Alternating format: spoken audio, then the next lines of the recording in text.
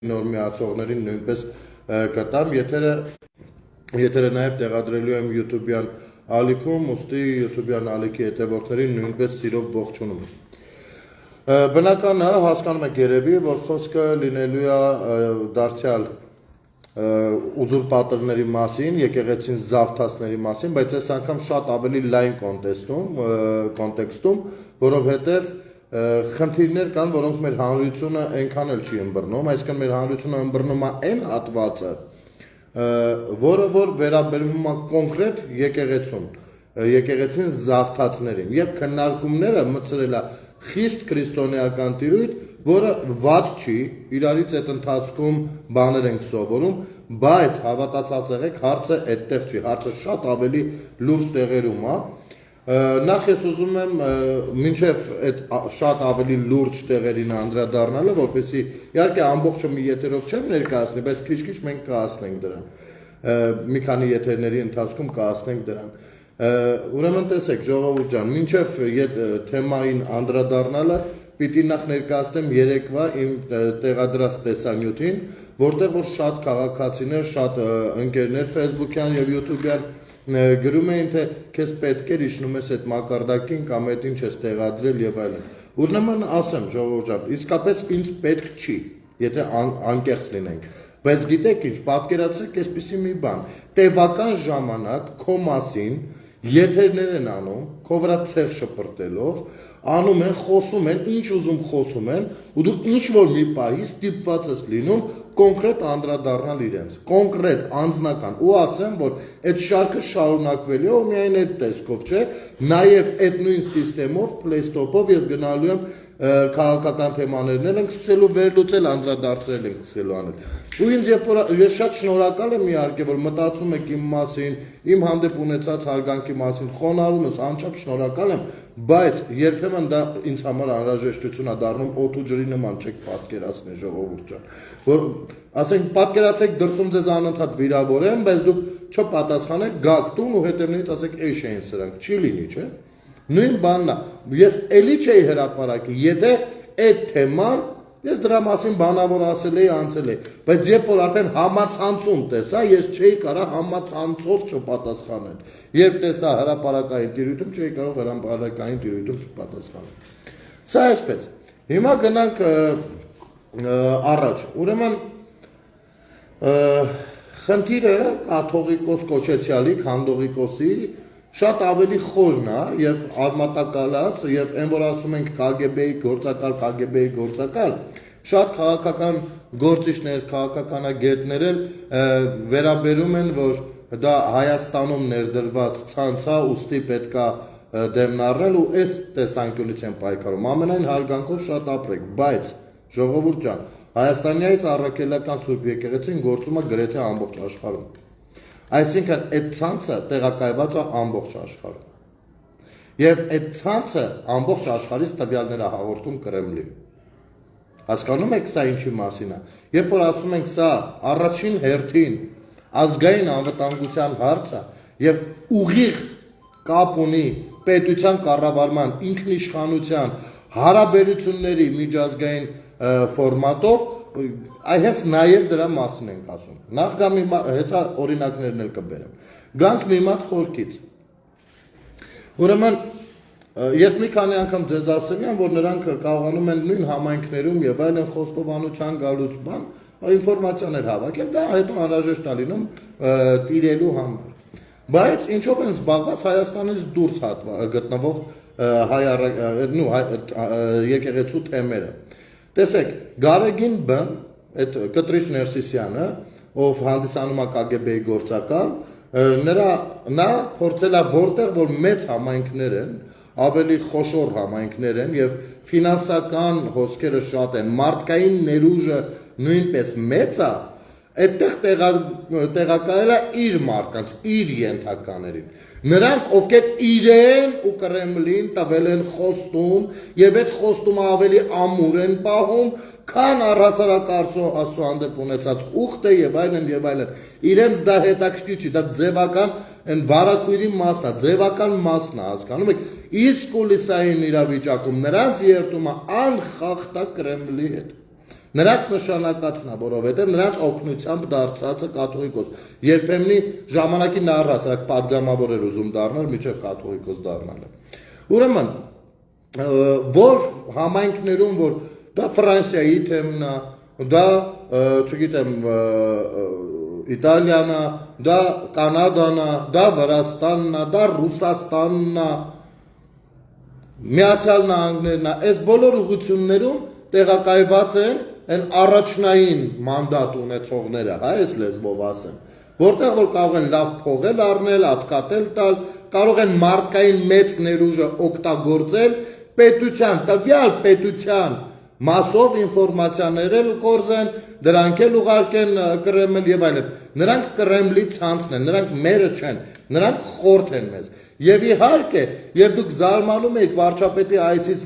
Լիտվա, թե Լատվիա, չեմ հիշում, Լիտվա, չէ՞, կարծեմ, երբ այնտեղի սրբազանը շատ նորմալ ընդունեց, դե հիմա պատկերացրեք, ինչպես կարող էր Գարեգինը իր կողքի հավատարիմ KGB-ի մյուս ներկայացուցիչներից մեկին ուղարկել Լիտվա, որտեղ որ հայ համայնքը շատ փոքր է։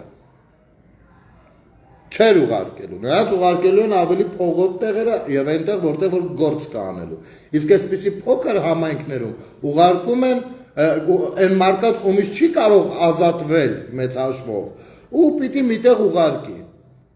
Այ այսպիսի հարցեր գոյություն ունեն։ Իմիջայլոց, այդ պարագայում կարող է հարց առաջանալ, իսկ ինչու Գյումրիում սենց ազդեցության, ասենք իր սենց աչ թևը էլի, Աչապահյանը պիտի լինի, որովհետև Գյումրիում տեղակայված է ռազմաբազան, եւ այո, Գյումրիում Շիրակի մարզում չի կարող լինել պատահական մեկը թեմի առաջնորդ, չի կարող, եւ պիտի կարողանա այդ ազդեցությունը պահպանել։ Հիմա ես առաջարկում եմ այս օրինակի հետևից տեղափոխվել օրինակ Ֆրանսիա։ Ֆրանսիայում մի կազմակերպություն կա ստեղծված, հարգանքներս, ողջույններս բոլորի, ժողովուրդ ջան, խնդրում եմ հնարավորինս տարածեք, որովհետև էջս լավ պասիվացած է, իսկ առջևում մեծ աշխատանքներ կան դեռևս անելու։ Ուրեմն Ֆրանսիայում կա մի հիանալի կազմակերպություն, հիանալի մարդկանցով։ Կազմակերպության անունն է Հայկական շարժում։ Եթե չեք հետևում, ապա առաջարկում եմ հետևել, որովհետև այո, նրանց հրապարակումները երկու լեզվով են լինում, ֆրանսերեն եւ հայերեն։ Ամբողջովին սատարում են ոչ միայն Փաշինյանին, այլ նաեւ այն գաղափարախոսությունը, որը մենք կրում ենք ու փորձում ենք Հայաստանը իսկապես դարձնել ամուր պետություն եւ ոչ միայն սատարում, այլ նաեւ գործում են այդ ուղղությամբ եւ իրենց հնարավորությունները, միջոցները, կապերը նույնպես օգտագործում են հանուն Հայաստանի Հանրապետության։ Ընդհանուր առմամբ բավականին տեղեկացված են, կարողանում են լավ ունեն արդեն ձևավորած ամուր միջավայր եւ նրանց գործերին ես հաջողություններ եմ մաղթում։ Բայց ամեն ինչ կարող էր հարթ ընթանալ եւ շատ ավելի լավ, եթե թեմայի մեջ չլինեն դաշնակները։ Ես դրա համար եմ ասում, երբեք չի կարելի այս թեմերը եւ այս եկեղեցին ուզուրպացրածներին առանձնացնել դաշնակներից, որովհետեւ ցանկացած թեմում գոյություն ունի օրինակ հիմնականում 3 կառույց։ Մեկը հայ առաքելական Սուրբ եկեղեցին է, իր թեմով ու ներկայությամբ, մյուսը համայնքն է, հայերի համայնքը, հայ մարդկանց համայնքը։ Եվ երրորդը պասորստվան, դեսպանատունը։ Երբեմն դեսպանատուն կարող է լինել, կարող է չլինել։ Որպեսզի ազդեցությունները պահպանվեն, պիտի հայ համայնքը ամեն ինչ անում են, օրինակ դաշնակները իրենցով անելու, իրենց ազդեցության գոտում պահել, մտնում են մեջը, սկսում են, անգամ կարող են չներկայանալ, որ դաշնակ են, բայց կարողանում են ворդ գցել այդտեղ եւ իհարկե թեմը, որը որ պիտի համագործակցի սրանց հետ։ Եվ այս իմաստով հայկական սփյուռքը ինչքան էլ որ ինքը ունի մեծ ներուժ եւ հնարավորություններ եւ կարելի կլիներ դա օգտագործել ու կիրառել Հայաստանի Հանրապետությունը ավելի արագ տեմպերով ոտքի կանգնեցնելու համար, սրանք անընդհատ հետ են քաշում, անընդհատ։ Այս իմաստով կոնկրետ Ֆրանսիայում, ես Ֆրանսիայում ապրող ողջ հայությանն էլ խնդրում եմ ձեզ, հայկական շարժումը ձեզ համար դարձրեք թիվ 1 կազմակերպությունը ողջ Ֆրանսիայի տարածքում եւ ոչ միայն Ֆրանսիայի։ Փորձեք կապվել նրանց հետ, փորձեք թեւութիկում լինել նրանց։ Եթե ցանկանում եք իսկապես հայկականությունը որոշակիորեն ծաղկի եւ ավելի ճիշտ ուղու վրա լինի եւ ավելի նվիրյալ մարդկանցով։ Հիմա այս դաշնակները բնականաբար այստեղ մի հատ հիստերիայի մեջ են ընկնում եւ ուր է այն թուղթը։ Մեկ փոքր թուղթ է դրել այստեղ։ Հեսա։ Այդ CCIP նախագահները դե էլի դաշնակ, եթե մի կազմակերպության վրա 2 նախագահ չդնեն, դաշնակները ունեն, չէ՞ այդ խնդիրը։ Բանա, մի պետությունում 2-3 հատ կառավարություն ստեղծեն, բան, եկեղեցու 2 հայրապետ ունենանք, չգիտեմ։ Մի հատ էլ կազմակերպությունը CCIP-ին, որտեղ որ 2 նախագահ են, մեկը իհարկե Մուրադ Փափազյանն է հանդիսանում, մյուսը Արա Թորանյանը, ասեմ որ Մուրադ Փափազյանն ու Արա Թորանյանը մորակրոջ որդիներ են։ 2 աղբեր նախագահ են, իրենց ուզած ձևով, ոնց որ Հայաստանը կառավարում էին ժամանակին, իրենց կոալիցիոն ուժերով, նույն կերպով այնտեղ։ Եվ սրանք համահունչ գործում են, համատեղ գործում են Ֆրանսիայի թեմի հետ, բանի եկեղեցական եւ հայկական շարժումը, ով հայտարարությունները անում բավականին առողջ, նրանք փորձում են անընդհատ պարսավանքի ենթարկել, պախարակել, խառնակցություն անել եւ այլն։ Հիմա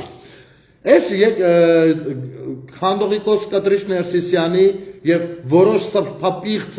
ճակերտավոր սրբազանների գործունեության մասով հայկական շարժում կազմակերպությունը նույնպես բավականին ակտիվացել էր առհասարակ ամեն ինչում են իրենք ակտիվ, ընդհանուր մինչեւ զինատեսակների հետ կապված մի խոսքով ու անում են հետեւյալ գրառումը բավականին ակտիվ են շատ գրառումներ են արել, բայց ես այս գրառումը կարդում եմ մի բանի համար, որովհետև հենց այս գրառումը զայրացրել է տեղի Ֆրանսիայի սրբազանին ու ինչ որ հայտարարություններ են արել պաշտոնական էջով։ Տեսեք։ Հավատքը չէ, որ սա սամբում է այլ Գարեգինի գահը։ Ես կարդում եմ հայկական շարժման գրառումը, որը որ հրապարակված էր նաև Civic AM-ում։ Ջակ Ռաֆի Փափազյան, Ֆրանսիայի հայկական շարժման նախագահ։ Վարչապետի ելույթը ցնցեց հանրությանը։ Այո, կոշտ էր, երբեմն անպաշտպան, բայց անհրաժեշտ է ճշմարտության պարզությունը։ Այլևս գրեթե ոչ ոք չի ցանկանում պաշտպանել այս կաթողիկոսին։ Բոլորը գիտեն նրա շեղումների մասին, հարստություն, շքեղություն, ռուսական շքանշաններ, ընտանեկան նշանակումներ եւ ամենավտանգավորը՝ մի լռություն, որն ազգային ողբերգությունների պահին վերածվել է մեղսակցության։ Ոմանք հատկապես մտավորական շրջանակներից ձևացնում են վրդովմունք, ոչ թե բովանդակությունից, այլ ձևից, սակայն ոչ ոք չի համարձակվում դատապարտել մի պարզ փաստ։ Հայ առաքելական եկեղեցու ղեկավարն արժանացել է Պուտինի շքանշանին 22 նոյեմբերին, ընդամենը մի շաբաթ անց այն բանից հետո, երբ Արցախի մեծ մասն արդեն բռնազավթված էր։ Այդ օրերին տասնյակ հազարավոր հայեր վտարվում էին իրենց տներից, զոհվում էին զինվորներ, իսկ կաթողիկոսը լուռ ընդունում էր Ռուսաստանի պատվո շքանշանը։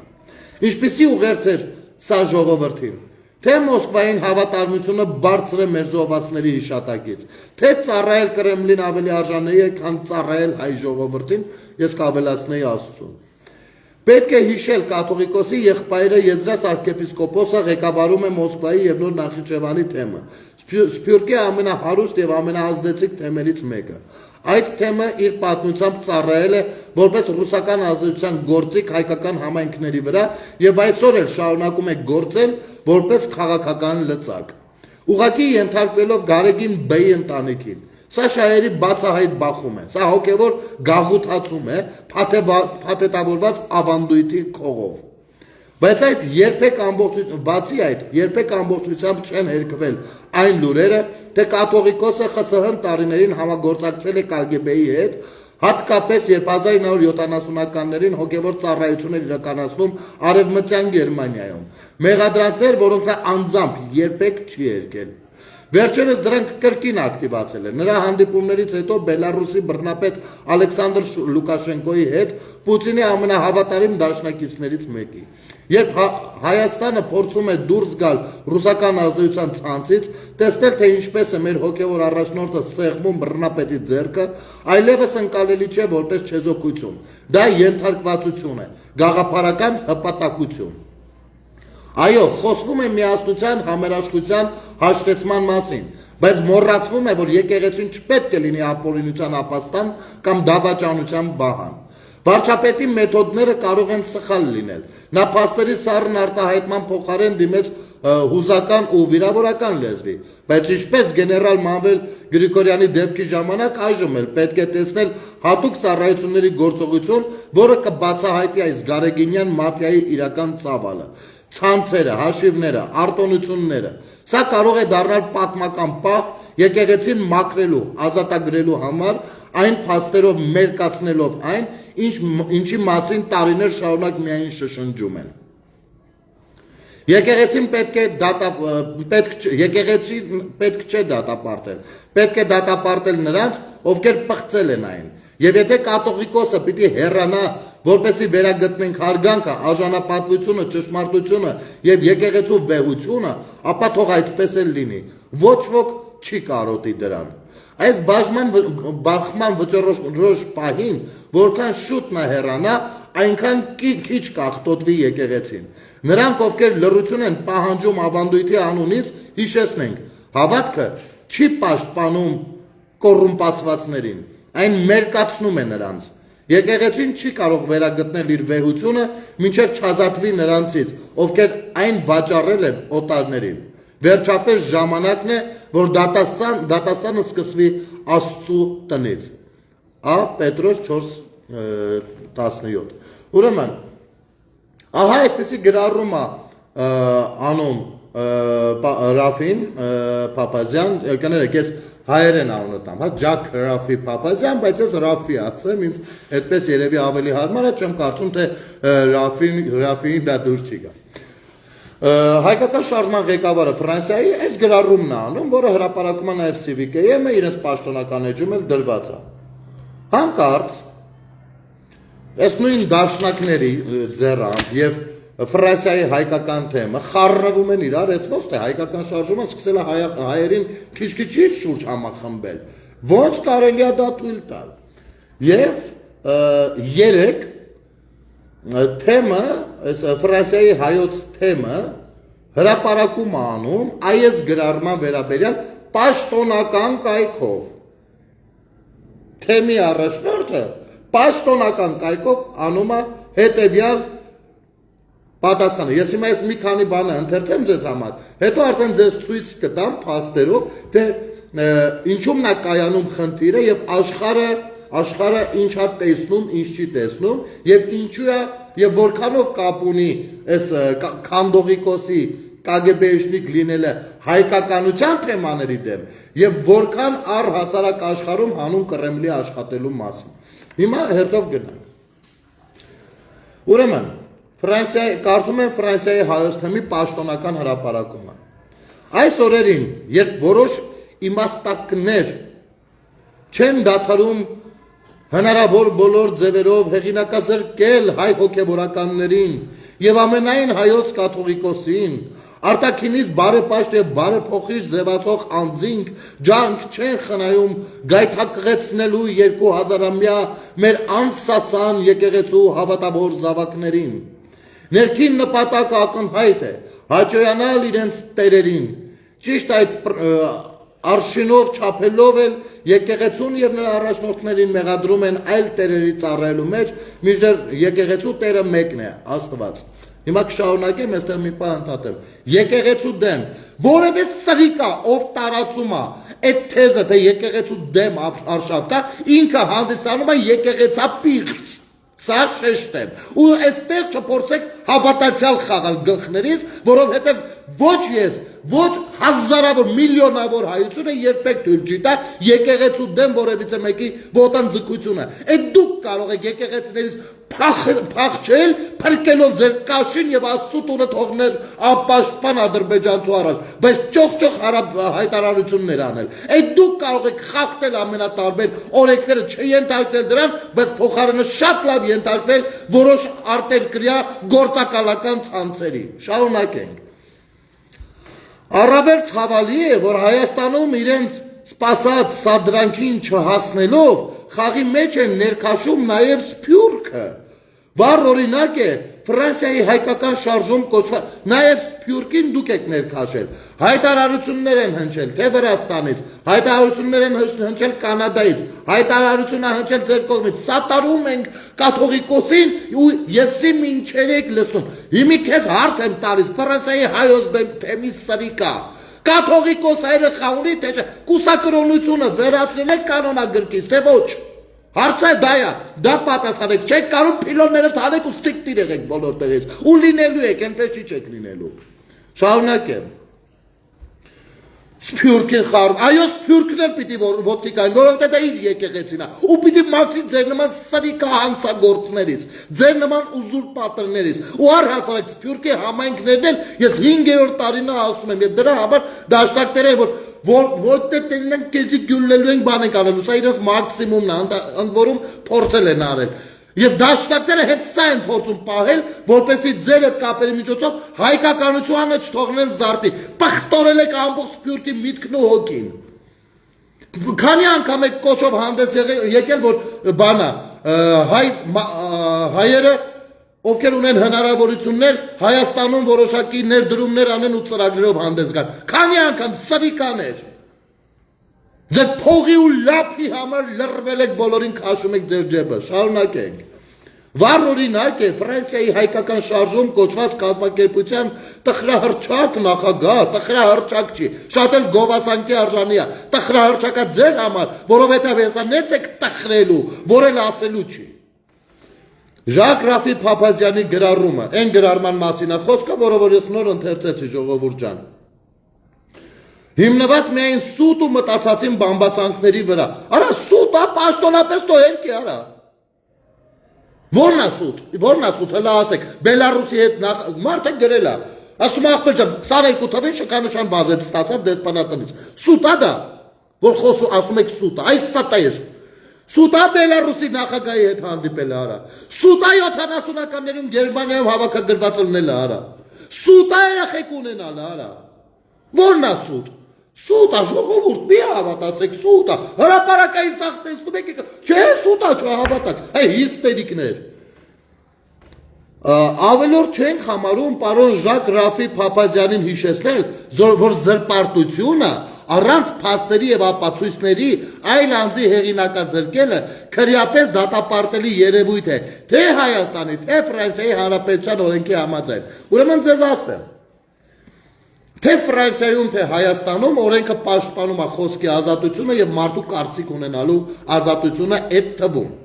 Եվ թե Հայաստանում, թե Ֆրանսիայում դուք փորձեք, դուք միայն փորձեք Ժակի դեմ գործ հարուցել։ Դուք միայն փորձեք։ Նախ ձեզ այսպես թե այնպես ես դռան մոտից իրավական համակարգը կացող կամակներից կդառած կանի, ու տակը գիտեք ինչ կմնա։ Տակը կմնա այն, որ հայոց թեմը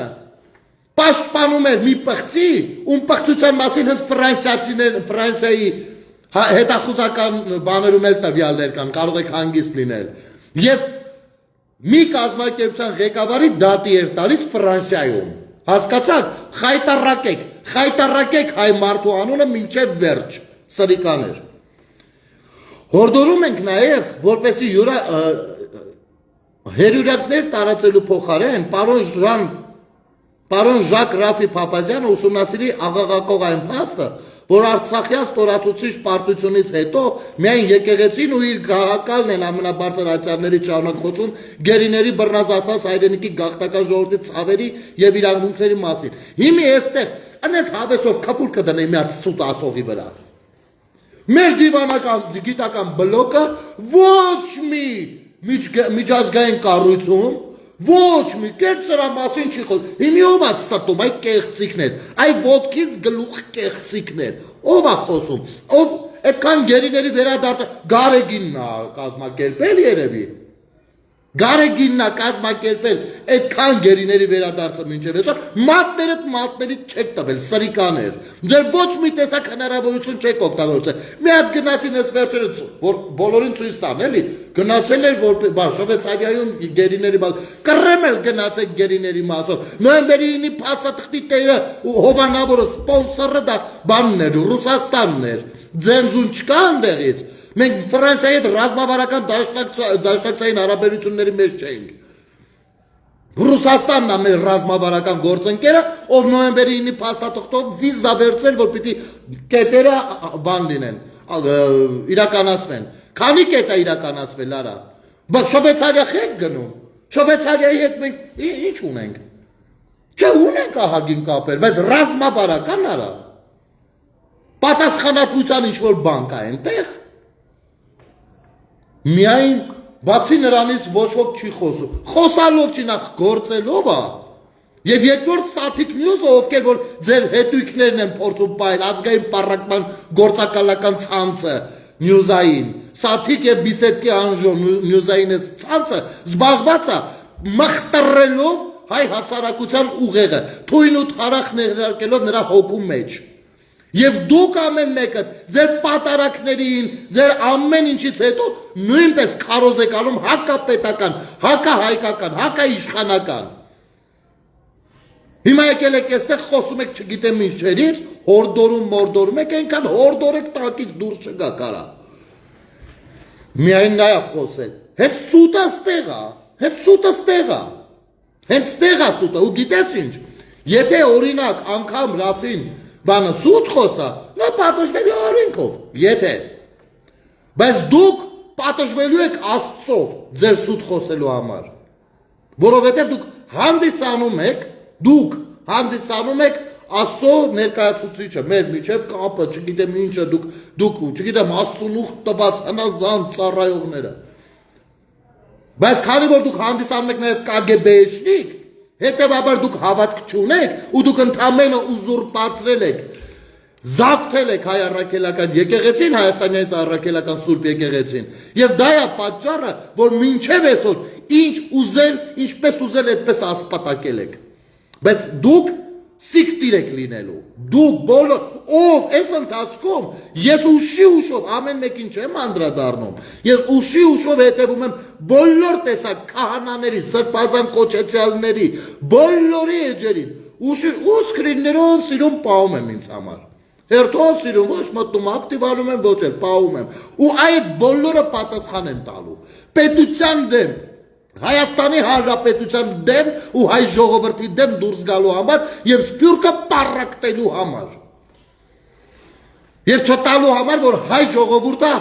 Հայաստանի պետությունը զարգանա, Հայաստան պետությունը։ Շարունակենք։ Եկեղեցին ու նույն ամուսն, բայց սրան հələ բան ունեմ ասելու, ես այսի կարտան վերջացնեմ ժողովուրդ ջան, հետաքրքիր արժևում է։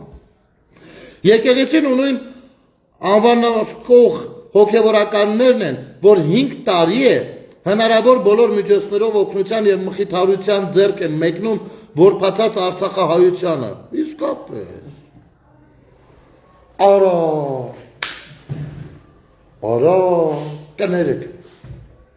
կներեք չգիտեի, չէի իմանում։ Վայ հազար ներողություն ես ինչ եք ասում։ Մտքը հրապարակեք, տեսնենք ինչ եք արել։ Մեկ հրապարակ եկեղեցին Արցախահայությանը ձեռքը մեկնում պաստորեն։ Սիրելի արցախցիներ, եկեք, քանի որ այս սրիկաները երբեք չեն բանանելու, եկեք ձեզ հարցնեմ, խնդրում եմ ձեզ աղաչում եմ, անկախ նրանից ինձ սիրում եք թե չէ, իմ հանդեպ նորմալ եք վերաբերվում թե չէ, չնայած ես բոլորից սիրում եմ։ Խնդրում եմ ձեզ, ում համար եկեղեցին մինչև այսօր մի բան արել է, խնդրում եմ ձեզ, կապվեք ինձ հետ։ Աղաչում եմ, իմ Facebook-յան էջում իմ հեռախոսահամարը դրած է, աղաչում եմ ձեզ կապվեք ինձ հետ։ Տեսնեմ քանի զանգ կստանամ ես։ թե համայնքից վերցրած ջեբները խոթացն եք հաշվում, դուք գիտեք դժվար է այսօրվա դարում դա իմանալն ու ճշտելը, թե ուզում եք մի հատ հաշվենք, թե Եզրասը Մոսկվայի եկեղեցում ինչ կարևոր բաներ էր պահում ու չէր ուղարկում Արցախ։ Մյուս կողմից շատ լավ հասկանում ենք, որ այս բոլոր իրական եւ ոմանց սարսափեցնող առարկայական փաստերը պիտի անտեսվեն եւ ստորացվեն, որպեսզի պղտոր ջուր լցվի իրենց հայասպան ու պառակտիչ տերերի ջրաղացին։ Ֆրանսահայ թեմը կոչ է անում հայ առաքելական, նախ հայ առաքելական Սուրբ եկեղեցի չի, Հայաստանից առաքելական Սուրբ եկեղեցի է։ Իր զավակներին հերու մնալ սանդրանքներից տեղի չտալ պառակտիչ եւ ժամանակավոր անձերի հերյուրանքներին մերժել մեր ազգի միասնությունն ու հավատքը սասանող ամեն երևույթ։ Տեր անսասան պայր դու միշտ քո իսկ հիմնած մայրաթորը։ Տեսեք, ամենավատն է նա, որ ձեր նմանների խոսքը չի լսվում։ Չի լսվում, որովհետև դուք ուզուրպատորներ եք ու վերջ։ Դուք կեղծիքի արքաներն եք։ Նստած ասում է, ձեր մի կողմից, մի րոպե, ստեղ ասում եք, բան, մերժեք այդ ամեն ինչ, բայց մեր ինչ գործ։ Աչապայանն ասել է, մեր գործը չի։ Մեր գործը չի, մենք էլ ինչ ուզում խոսում անում ենք, ձեր ինչ գործն է բա։ Բայց ձեր ինչ գործ, դուք ով եք այդ բազարի մեջ, եթե մեր գործը չեք դուք։ Ո՞նց կարանք ձեր համար մենք ձեր գործը լինենք։ Դուք ով եք այտենց։ Մենք ուզում ենք առհասարակ Պոլսի երբեմնի սրբազանի պատմություններից պատմեմ, որովհետև մեկը դուրս եք եկել, մինչև այսօր թուրք ու դուք ոչ մի բառ չասեցիք այստեղ թուրք էին մանգալի։ Իսկ դա օգտագործվում էր հայ ժողովրդին պառակտելու համար։ Այնինչ դրանից առաջ հենց սրբազանը Թուրքիայում, Թուրքիայի թեմի, երբ ես ինչ արմավենի կհիշեք երևի Թուրքիան օպերացիա էր իրականացնում, նա դուրս էր եկել թուրք զինվորին էր օրհնում, որպեսզի հաղթանակով վերադառնա տուն։ Որ ասում ենք այդ թշնամանքը իհարկե կա մեր ներսում մեր պատմական հիշողությունն ու բանը, հա, ատելությունը որոշակիորեն չի կարող դա չլինել, բայց դա փորձում եք կառավարել իօքու ձեզ, այ հենց դրա համար ենք ասում։ Բայց այս Ֆրանսիայի հայոց թեմի սրբապիղծին, այսքան ճակերտոց է, ճակերտոց սրբազանին։ Մի հատ այսպիսի բան ասեմ, էլի հլա։ Հայաստանում դու հանդիպել ես Ֆրանսիայի դեսպանին, Հայաստանում գործող Ֆրանսիայի դեսպանի հետ հանդիպում ես ունեցել։ Պաշտոնական էջում դրվեց, որ մի հատ նկար, որ Ֆրանսիայի հայոց թեմի սրբազանը հանդիպել է Հայաստանում Ֆրանսիայի դեսպանին։ Քննարկվել են, չգիտեմ ինչ հարցեր, ու վերջ։ Իմիջիայլոց ժողովուրդ ջան, ասեմ, սա Սերժի ու Քոչարյանի ժամանակվա լրատվական մակարդակն է։ Հիշում եք մեզ երբ որ ասում են, բան, չեն կարա էլի այդքան թաքցնեն, հա, նախագահ հանդիպել է, չգիտեմ, որտեղ հանդիպում է ունեցել, քննարկվել են սենց հարցեր, վсё, իա։ Դրա համար էլ ոչ մեկս մինչև 20 թիվը տեղյակ չէինք ինչ է իրականում կատարվում։ Քննարկել է, ոչ մեկ չէր բացում փակագծեր։ Արա, բայց ո՞նց է լինում, որ մենք ունենք հավաստի տեղեկություններ, որ խնդիրը եղել է հետևյալը, որ այս սրբազանը ով պիտի հիմա գա Ֆրանսիա, նշանակվի այդտեղ, նրան Ֆրանսիայի դեսպանատունը վիզա չի տրամադրում։ Կարող է դրա մասին է եղել խոսակցությունը հայոց թեմի առաջնորդ Ֆրանսիայի։ Եվ գիտես ինչ, այ հենց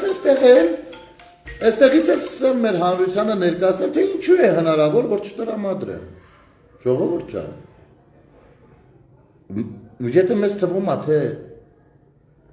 աշխարհը միամիտ է, ու մենք կարանք շուստրապատ լինենք, սխալվում ենք։ Ֆրանսիան դա կայսրություն է։ Մեր աշխարհում մեծ կայսրությունն է, այս պահի դրությամբ, ու միշտ ինքը եղել է շատ ավելի մեծ։ Ֆրանսիայի կայսրությունը վստահ եղեք աշխարհի լավագույն հետախուզությունը ունի։ Ինչպես Գերմանիայինը, ինչպես Բրիտանիայինը, ինչպես Միացյալ Նահանգներինը, հասկանում եք։ Եվ որևիցե մեկի պատմելով չի, որ նրանք պիտի տվյալներ ունենան։ Նրանք շատ լավ գիտեն։ Եվ այս թվարկածած երկրների հետախուզությունները նույնպես, երբ որ Հայաստանի հետ մի կարևոր բան պիտի անեն, մենք նայում են ինչ կա չկա։ Հասկանում եք։ Նրանք իհարկե չեն հավաքելու տանեն խուցը մտցնեն, բայց իրենք լուր հետևում են ու դրանից ելնելով Հայաստանի հետ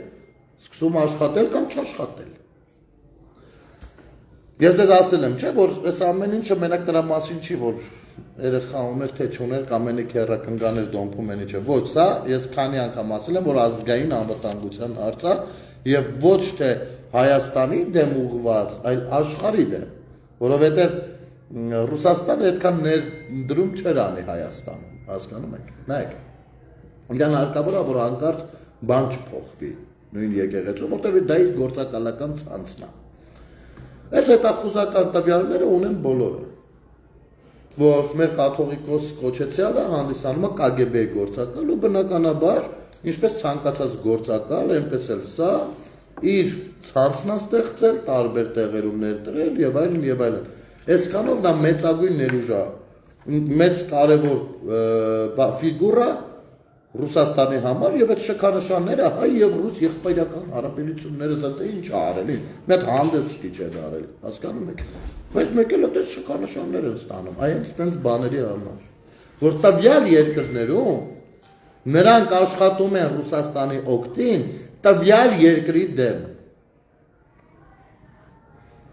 Հասկանում եք։ Բայց զուգահեռաբար ներկայանում են հայեր։ Հայկական, հայաստանյաց։ Հիմա այդ երկրի ղեկավարը, օրինակ, Փաշինյանը գնում է, այս երկրի ղեկավարին ասում է եկեք մի հատ sense բան միասին կարող ենք անել։ Սա ասում է մի րոպե մա ծանոթանամ քո հետ, էլի։ Բնականաբար դիմում է իր հետախուզության տվյալներ են բերում, բացում կարտում է։ Ուզում է հասկանա, այդ կարգի լուրջ բան կարող են միասին։ Նայում է տեսնում է, որ արա ախպեր ջան, սրանք հենց չեն ազատվել այս ամեն ինչից։ Հիմա մի հատ էլ թազա գործակալներ ընդունենք, ոչ մեկ չի ուզում իր մոտ, առավել եւս ռուս-ուկրաինական ֆոնին, ոչ ոք չի ցանկանում իր մոտ ունենալ KGB-ի գործակալներ։ Այս սրանում վստահ եղեք։ Եվ այո, երբ որ Փաշինյանը այս ամեն ինչի արանքը սաղմոսների, գրառումների, մի հատ գրառում արեց, որ սա նաեւ ազգային անվտանգության հարց է։ Այ հենց այդտեղից էր պետք բռնել ժողովուրդը։ Այնպես որ այս դաշնակների ակտիվացումը, չեկիստ Վանեցյանի վազելով այրոպորտ գնալը, չգիտեմ, այսօր գնացել են դիմավոր են սպալնիից դուրս գալուց ննջասենյակից եւ տանեն զուգարան, որ չիշիկանի հետ բերեն բարկասը։ Չգիտեմ, այդ արարողակարգերը չեկիստների մոտ ոնց է արվում, դա հրապարակային ասում են թե չէ։ Այնուամենայնիվ այս ամեն ինչը իզուր չէր եւ այդ հազարավոր մարդիկ են դուրս եկելը ներկա մենք ներկա ենք եւ իհարկե ցավոք սրտի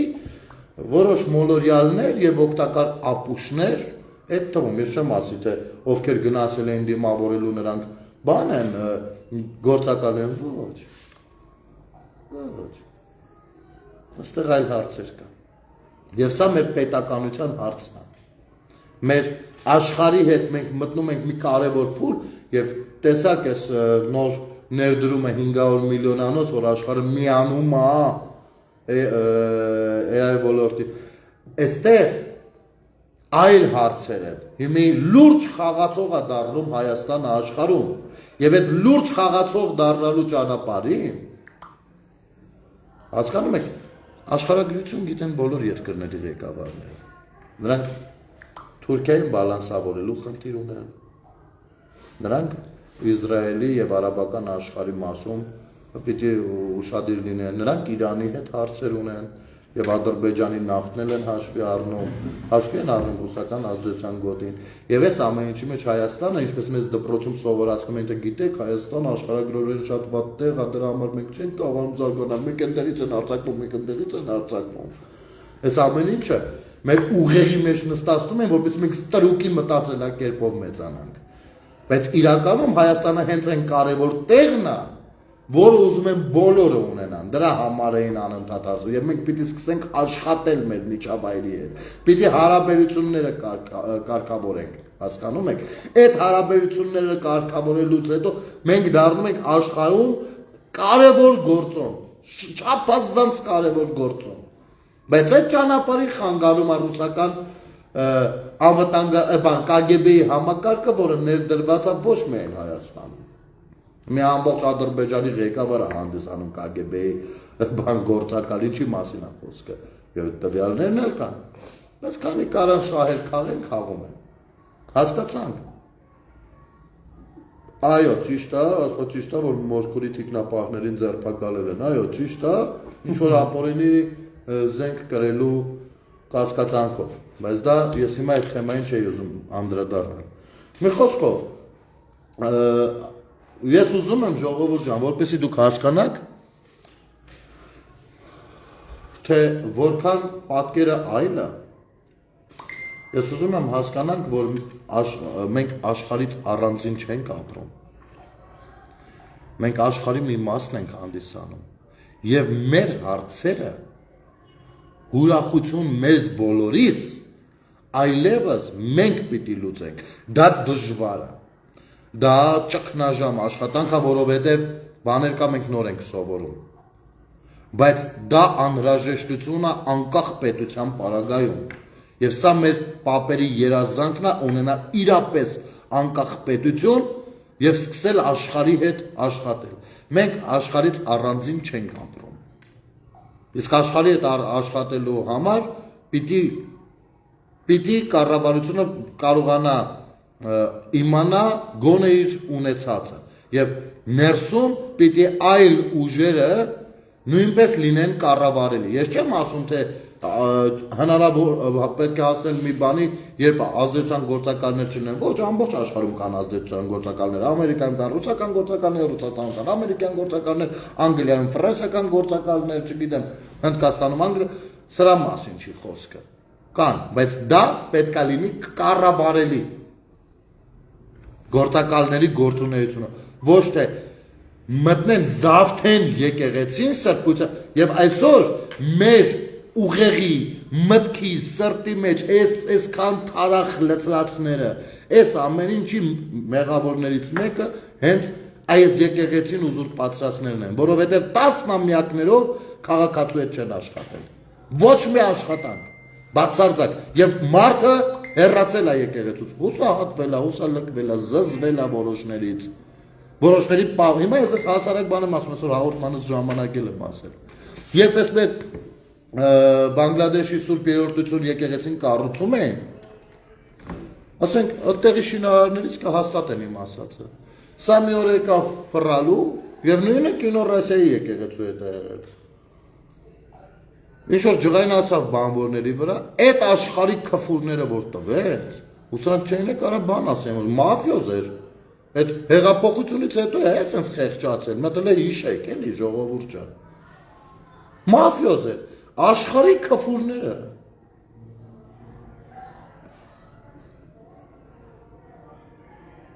եւ կա մեկը, ով աշխատել է կոնկրետ իմ թվարկած կոնկրետ այս երկու եկեղեցիների վրա, եւ կհերքի իմ ասածը, կա մեկը, բնականաբար չի լինելու մեկը, բաներ կա, մարդիկ են ապրում, տեսնում եւ այլն, եկել են սրբություն բառը օգտագործելով ու լավ իմանալով, որ մենք հայերս այդ բառերին լուրջ ենք վերաբերվում, նրանք փորձում են դրա տակ իրաց կեղտոտ գործը անել, թույլ չենք տալու, անհնար է, այլևս անհնար է, ու այն որ ձեր արևին բան եք անում, յանի դե գիտեք բանա, ձեր ինչ գործ, դուք իրավունք չունեք, խառնվեք եւ այլն, ուրեմն ասեմ, ցանկացած մեկը, ով մկրտված է, ցանկացած մեկը ով մկրտվել է, նա արդեն հանդիսանում է եկեղեցու անդամ, թե լավ անդամ, թե վատ անդամ, կապ չունի, նա արդեն եկեղեցու անդամ է, որովհետև մկրտության ծիսակատարության մեջ կան բաներ, որոնք որ եթե մկրտվողը չընդունի, չի կարա մկրտվի, ու եթե դու մկրտվել ես, Ուրեմն դու ընդունել ես ու եկեղեցու անդամ ես, ուրեմն ունես իրավունքներ։ Ու մեր իրավունքներից սրանից հետո որևիցե բլոճ չորոշի խոսա։ Բացի դա, անգամ եթե մկրտված չես հայ մարդ, անգամ եթե օրինակ կան մարդիկ աթեիստ են, այլ հավատքներ են կրում, կան մարդիկ չգիտեմ, տարբեր, հեթանոսներ, մարդը ազատ է, սա աշխարհիկ երկիր է ու սահմանադրության մարդը ազատ է իր հավատքի մեջ, հավատքի ընտրության մեջ։ Ես կուզեի, որ բոլորս քրիստոնյա լինենք, բայց հարցը դա չի։ Կան տարբեր մարդիկ, միևնույնն է, Հայաստանի առաքելական Սուրբ եկեղեցին ցանկացած հայ մարդու պատմական մշակութային ժառանգությունն է, որը փոխանցվել է իր պապերից իրեն։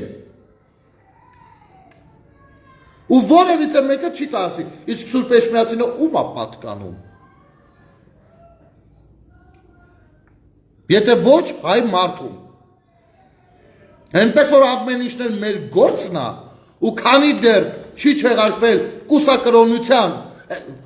կուսակրոնության բանը, կանոնը, դուք պարտավոր եք հետևել այդ օրենքներին։ Տեր ասողիկը, ես արդեն գրառում արել եմ, եթերի նախորդ գրառումը ես կխնդրեմ ամբողջովին կարդալ ժողովուրդ ջան, որպեսզի նույնը նորից չկրկնեմ։ Հիմի հասկանում եք Տեր ասողիկը որտեղ է խառնվել իրար։ Խոսք են տվել, որ բան են տալու, բարձրացում, պավիշենի է լինելու։ Ուրեմն տես, հայր ասողիկը քահանա է եղել, կինը բաժանվել է իրենից ու հիմա ինքը կուսակրոն է։ Տեսեք, երբ որ կինը մահանում է, կարա կուսակրոն դառնա, բայց երբ որ բաժանվում է, դա ուրիշ է։ Եկեղեցական օրենքով, ով կնոջից բաժանվում է կամ կինն է բաժանվում, հիմնականում կարգալույծ են անում։ Ինչպես է եղել, որ ասողիկի պարագայում քահանայից դարձել է աբեղա ու հիմա էլ խոստացել են վարդապետություն։ Ինչ ուզում անում են եկեղեցում, զավթել են, ինչ ուզում, ասում են ձեր ինչ գործ։ Այսպես վարվում էին դաշնակները, կոալիցիոն կառավարության ժամանակ այսպես վարվում էին հանրապետականները եւ ինչպես Հայաստանի Հանրապետությունը ազատագրվեց այդ ուզուրպատորներից, այդ կաշառակերներից, այդ հանցագործներից, այնպես էլ միաձայնատշտիկը սրա միացում։ Այնպես էլ ազատագրվելու է Հայաստանից առաքելական Սուրբ եկեղեցին եւ եթե կա մարդը կկարծի որ այ գնել է հավատքի ախր նա երբ եթե ես ինչ որ բան պակաս եմ արել առաստված կամ ինչ որ բան սխալ եմ գիտակցել ու մտածել դա եղել է չէ սրանը դա եղել է սունկեն հենա միայն ու միայն ձեր բաց թողումը ձեր հակաքրիստոնյա որովհետեւ դու չես կարող խուլիգան լինես գաց ինձ համոզեց որ խուլիգանությունը Աստծո սրտով է արի դու էլ խուլիգան եղի ես տեսնում եմ որ դա վատ է ու անկախ նրանից թե դու Աստծո անուն կտաս թե ինչի անուն կտաս ես չեմ մտնի դրա մեջ Այդ նույն բանը արել եք դուք, զավթելով եկեղեցին հայ մարդուն հեռացրել եք եկեղեցուց։ Այսքան բան։ Ժողովուրդ ջան, սա ազգային անվտանգային լրջագույն կարևորագույն հարց է եւ աշխարհը մեր հետ կսկսի աշխատել ու ավելի լավ կսկսի աշխատել այն պարագայում, երբ որ այս սրիկաները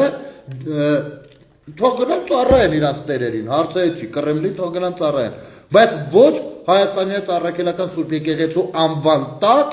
հայ անվան տակ։ Դա թույլ չենք տա։ Այսպես, լավ եղեք, շնորհակալություն եթերը կիսելու տարածելու համար, էջս չափազանց պասիվացել է, մեծ հարցակումներ կա, երևի են 5000 պակիստանցի կային մի որը ժամանակ առաջ դրանք թափով կպնում, փոկվում են, կպնում, փոկվում են։ Երևի էլի աշխատում են տենց էջից վրա։ Այնպես որ մենակ դրա համար խնդրում եմ, որպեսզի տարածեք այս եթերը։ Մենակ դրա համար, որպեսզի էջը էլի ակտիվանա։ Իսկ շաբաթ օրը Սասունցի Դավիթ արձանի մոտ տեղի կունենա քաղաքացիական զբոսանք։ Մենք գնալու ենք զբոսնելու, ովքեր զբոսնելու ցանկություն ունեն, շփվելու ցանկություն ունեն, բոլորիդ հրավիրում եմ շաբաթ օրը Սասունցի Դավիթ։ Կհանդիպենք ժամը 6-ին։ Բարի գիշեր։